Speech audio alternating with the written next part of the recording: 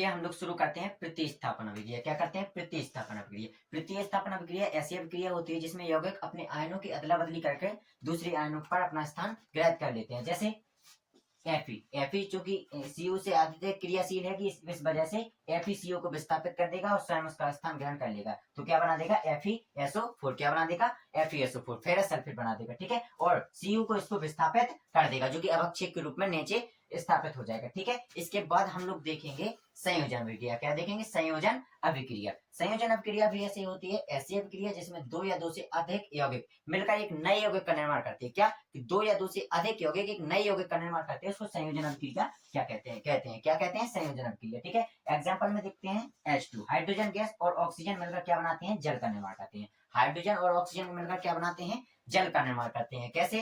अब देखो, ये दोनों मिलकर एक नए यौगिक किसका निर्माण कर रहे हैं? जल का निर्माण। किसका निर्माण कर रहे हैं? जल का निर्माण। ठीक है, अब देखो ये दो अभिक्रिया होती हैं ऊष्माक्षेपी तथा ऊष्माशोषी। ऊष्माक्षेपी तथा ऊष्माशोषी। क्षेपी मतलब होता है निर्मुक्त होना। क्षेपी मतलब क्या होता है? निर्मुक्त होना अर्थात निकलना। तो जो ऊष्माक्षेपी अभिक्रिया होती है वो क्या कहते हैं? ऐसी अभिक्रिया जिसमें ऊष्मा निकलती है। क्या निकलती है? ऊष्मा। तो इसको कहते हैं ऊष्माक्षेपी। ऊष्माक्षेपी अर्थात ऊष्मा निकल रही है। एग्जाम्पल में देखते हैं CH4 अर्थात मीथेन। क्या है? मीथेन। मीथेन जब ऑक्सीजन से क्रिया करता है तो कार्बन डाइऑक्साइड बनता है और जल बनाता है। क्या बनाता है? कार्बन डाइऑक्साइड बनाता है और जल बनाता है। साथ साथ में ही ऊष्मा उत्सर्जित होती है। क्या होती है? ऊष्मा उत्सर्जित होने लगती है। क्या होने लगती है? ऊष्मा उत्सर्जित होने लगती है। ठीक है, इस अभिक्रिया को कहते हैं ऊष्माक्षेपी अभिक्रिया। क्या कहते हैं? ऊष्माक्षेपी अभिक्रिया। उसी के एक प्रकार से बहन समझ लो ऊष्माशोषी। क्या है? ऊष्माशोषी। ऊष्माशोषी अर्थात शोषी मतलब अवशोषित कर रहे हैं। क्या कर रहे हैं? अवशोषित। तो एक ऐसी अभिक्रिया, क्या बोलेंगे इसको, कि एक ऐसी अभिक्रिया जिसमें ऊष्मा का अवशोषण होता है। क्या होता है? ऊष्मा संचित होती है अर्थात अवशोषित होती है, तो उसको कहते हैं ऊष्माशोषी अभिक्रिया। एग्जाम्पल में देखते हैं N2 अर्थात नाइट्रोजन।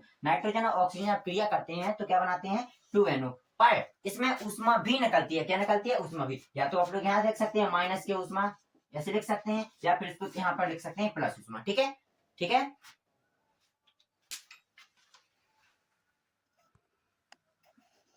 यहाँ पर है ऑक्सीकरण। क्या है? क्या, जिसको उपचयन के नाम से भी जाना जाता है। ऑक्सीकरण अर्थात इसमें इलेक्ट्रॉनों का ह्रास होता है, इलेक्ट्रॉनों को त्यागा जाता है। तो ऐसी अभिक्रिया जिसमें इलेक्ट्रॉन त्यागते हैं अर्थात इलेक्ट्रॉन निकलते हैं, या फिर इसको दूसरे नाम से भी जाना जाता है जिसमें ऑक्सीजन का योग होता है, उस अभिक्रिया को ऑक्सीकरण अभिक्रिया कहते हैं। ठीक है, इसका उदाहरण है कार्बन। अब कार्बन में जब ऑक्सीजन जुड़ेगा तो कार्बन डाइऑक्साइड बनेगी। क्या बनेगी? कार्बन डाइऑक्साइड बनेगी। ठीक है, इसके बाद है कौन सी अभिक्रिया? अपचयन अभिक्रिया, जिसको अनॉक्सीकरण भी कहा जाता है। अपचयन अभिक्रिया जिसको अनॉक्सीकरण भी कहा जाता है, ऐसी अभिक्रिया जिसमें इलेक्ट्रॉन ग्रहण होते हैं उसको अपचयन अभिक्रिया कहते हैं अर्थात अनॉक्सीकरण अभिक्रिया कहते हैं। इसको एक ऐसे और बना सकते हैं कि ऐसी अभिक्रिया जिसमें ऑक्सीजन क्या होता है? ऑक्सीजन का त्याग होता है, उसको अनॉक्सीकरण अभिक्रिया कहते हैं। ठीक है, एग्जाम्पल में है Ag2O। Ag2O जब हाइड्रोजन के साथ क्रिया करेगा तो 2Ag को अलग कर देगा और हाइड्रोजन जल अलग बन जाएगा, यानी कि H2O अलग बन जाएगा। यानी कि ऑक्सीजन में हाइड्रोजन का योग हो रहा है तो किसका निर्माण हो रहा है? जल का निर्माण हो रहा है। किसका निर्माण हो रहा है? जल का निर्माण हो रहा है। ठीक है, अब देखेंगे रेडॉक्स अभिक्रिया। कौन सी अभिक्रिया देखेंगे? रेडॉक्स अभिक्रिया। रेडॉक्स अभिक्रिया ऐसी अभिक्रिया होती है जिसमें ऑक्सीकरण तथा अब है क्षार। क्षार अर्थात ये जल में OH माइनस अंश देते हैं। आर्यनियस नामक वैज्ञानिक के अनुसार ये जल में OH माइनस अंश देते हैं जब इनको वियोजित किया जाता है। अब है इनके स्वाद। स्वाद में वो तीखे होते हैं, कड़वे होते हैं। स्वाद में कैसे होते हैं? तीखे होते हैं व कड़वे होते हैं। ठीक है, ये वो इसका विपरीत करते हैं। ये नीले लिटमस पेपर को लाल लिटमस पेपर में बदल देते हैं अम्ल, और क्षार लाल लिटमस पेपर को नीले लिटमस पेपर में बदल देते हैं। क्षार क्या करता है? नीले लिटमस पेपर को लाल लिटमस पेपर में बदल देता है। ठीक है, अब प्रबल क्षार है और दुर्बल क्षार। क्षार भी दो प्रकार में बटे हैं, एक है प्रबल क्षार, एक है दुर्बल क्षार। प्रबल क्षार जैसे एक हो गया प्रबल क्षार में KOH और NaOH। क्या हो गया? KOH तथा NaOH। देखना, जितनी संख्या हाइड्रोजन की ज्यादा होगी उतना ही दुर्बल क्षार होगा। जितनी हाइड्रोजन की संख्या ज्यादा होते जाएगी उतना ही क्षार दुर्बल होते जाएगा। तो दुर्बल क्षार का है NH4OH अर्थात देखो इसमें हाइड्रोजन की संख्या कितनी है? 4। तो जितना ज्यादा हाइड्रोजन की संख्या होगी उतना ही दुर्बल क्षार होता जाएगा। तो NH4OH क्या हो गया? ये दुर्बल क्षार हो गया। ठीक है, अब आगे देखते हैं पीएच मान। क्या है? पीएच मान। तो पीएच मान की खोज सोरेनसन ने 1909 में की थी। उन्होंने ये बताया था कि किसी भी विलयन का अगर पीएच मान ज्ञात करना है तो उस विलयन की हाइड्रोजन आयन सांद्रता के ऋणात्मक लघुगणक को उस विलयन का पीएच मान कहते हैं। सोरेनसन ने 1909 में क्या बताया कि किसी भी विलयन की अगर पीएच मान ज्ञात करना है तो हाइड्रोजन आयन उस विलयन में उपस्थित हाइड्रोजन आयन सांद्रण के ऋणात्मक लघुगणक को उस विलयन का पीएच मान कहते हैं। इन्होंने एक सूत्र भी दिया जैसे पीएच बराबर माइनस लॉग 10 और H plus ions, minus log 10 H plus ions. ठीक है, ये महत्वपूर्ण प्रश्न है कि दैनिक जीवन में उपयोग क्या है पीएच मान के। तो दैनिक जीवन में उपयोग है जैसे कोई फास्ट फूड वगैरह खा लेते हैं तो पेट में दर्द होने लगता है क्योंकि HCl अम्ल की मात्रा धीरे धीरे बढ़ जाती है। जब HCl अम्ल की मात्रा बढ़ेगी तो पेट में एसिडिटी वगैरह होगी, पेट में जलन होगी, तो उसका एक तो कारण होगा पाचन तंत्र में समस्या। तो पाचन तंत्र में क्या होता है, HCl अम्ल की अधिकता हो जाती है जिससे पेट का जो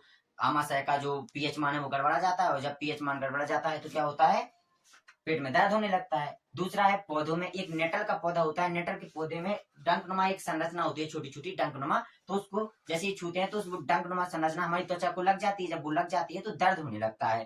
तो एक नेटल का हो गया, पौधों में पीएच मान हो गया, पाचन तंत्र में हमने आपको बता ही दिया। अब मृदा में क्या है, मृदा में देखिए मृदा का पीएच मान टेस्टिंग होती है। जब मृदा का पीएच मान टेस्टिंग होती है तो उसमें उसी प्रकार की फसलें उगाई जाती हैं। पीएच मान के अनुसार फसलें भी होती हैं, विशेष फसलें। अगर पीएच मान के अनुसार फसलें उगाएंगे तो अत्यधिक लाभ होगा। अब पढ़ेंगे बेकिंग पाउडर। ए बेकिंग पाउडर, व्यंजक चूर्ण तथा पीओपी महत्वपूर्ण लवण है जिनके बारे में हमें पढ़ना है।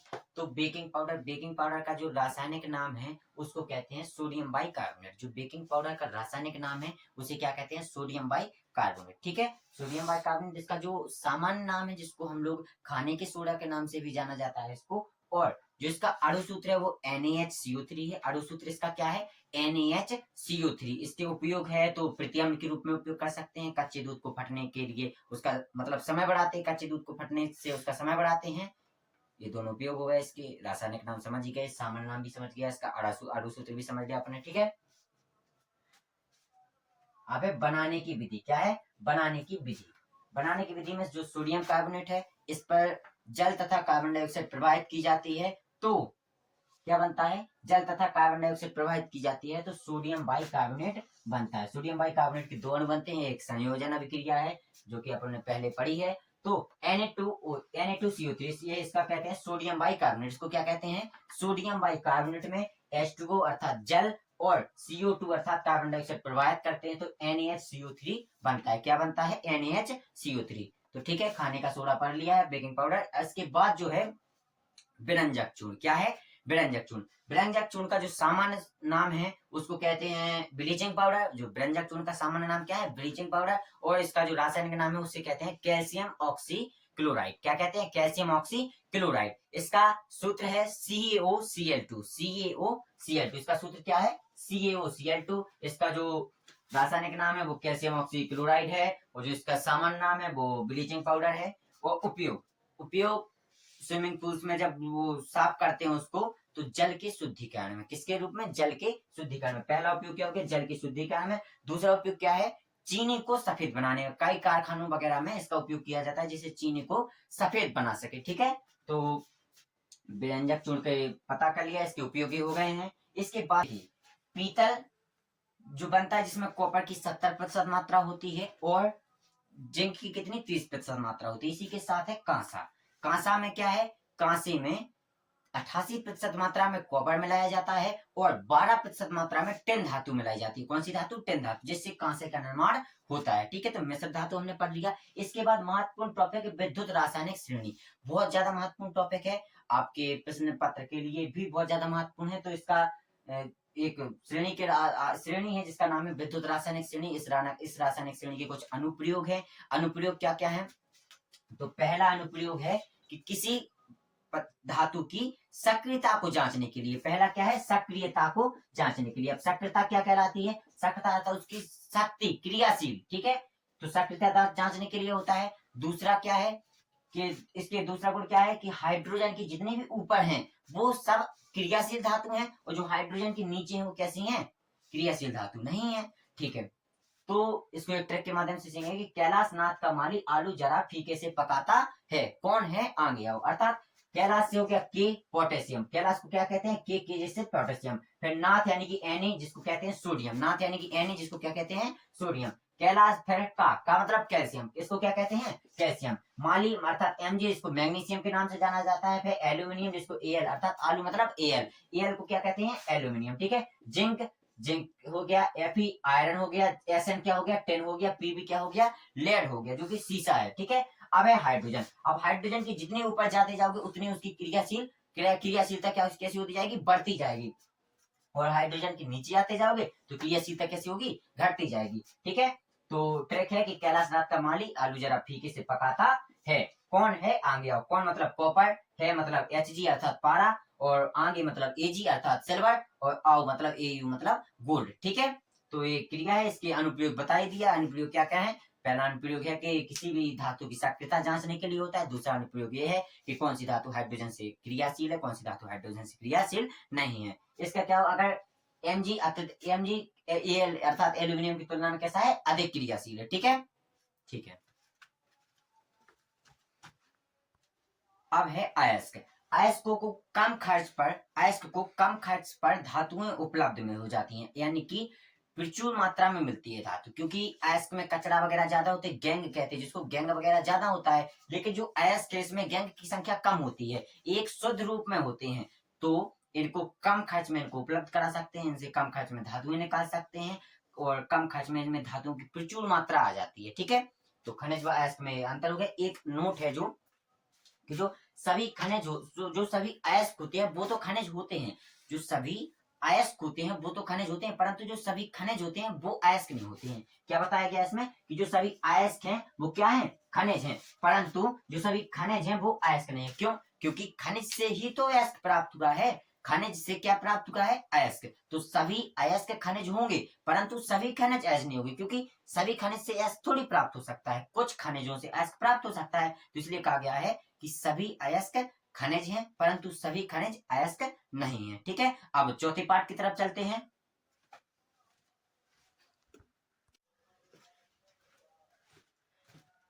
देखिए, तो ये अंतिम चैप्टर है जिसका नाम जिसमें पहला क्वेश्चन है, कार्बन की सर्वोत्मुखी प्रकृति क्या है, कार्बन की सर्वोत्मुखी प्रकृति अर्थात श्रृंखलन। पहला गुण इसमें है जो है वो श्रृंखलन का गुण। इसमें श्रृंखलन का गुण पाया जाता है, अर्थात ये कई तत्वों को एक साथ जोड़कर एक श्रृंखला का निर्माण करते हैं। इसी गुण को क्या कहते हैं, श्रृंखलन का गुण। दूसरा है इसमें चतुसंयोजकता। कार्बन की जो परमाणु क्रमांक होता है वो होता है 6। इसमें 2,4 इसका इलेक्ट्रॉनिक विन्यास होता है। इसके अंतिम कोष में 4 इलेक्ट्रॉन होते हैं। इस वजह से इसको चतुसंयोजकता कहा जाता है, ठीक है। अब है संतृप्त हाइड्रोकार्बन तथा असंतृप्त हाइड्रोकार्बन।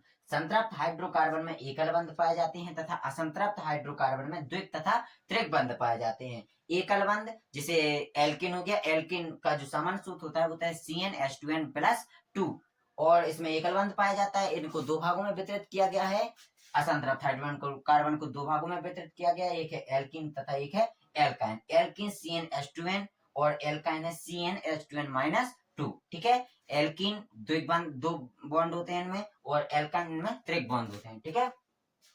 अब है सावनीकरण। क्या है, सावनीकरण। सावनीकरण ऐसे हैं, एक प्रकार से बसा अम्लों के ग्लिसरॉल एस्टरों को जलीय के NaOH के साथ गर्म किया जाता है, तब इसमें ग्लिसरीन तथा साबुन का निर्माण होता है। इसी अभिक्रिया को सावनीकरण कहते हैं। तो ये बसा हो गया, बड़ा बसा के ग्लिसरॉल एस्टर हो गए, तथा ये जलीय NaOH हो गया। इसको जब गर्म करेंगे तो ये ग्लिसरीन बनेगी, तथा इसके साथ क्या बनेगा, साबुन, जिसका सूत्र होता है C17H65COO Na। इसके बाद है एस्टीकरण। एस्टीकरण महत्वपूर्ण अभिक्रिया है। एस्टीकरण में एसिटिक अम्ल तथा एथिल अल्कोहल की क्रिया कराई जाती है, जिससे एस्टर तथा जल का निर्माण होता है। एस्टर का जो सूत्र होता है वो CH3COO ठीक है।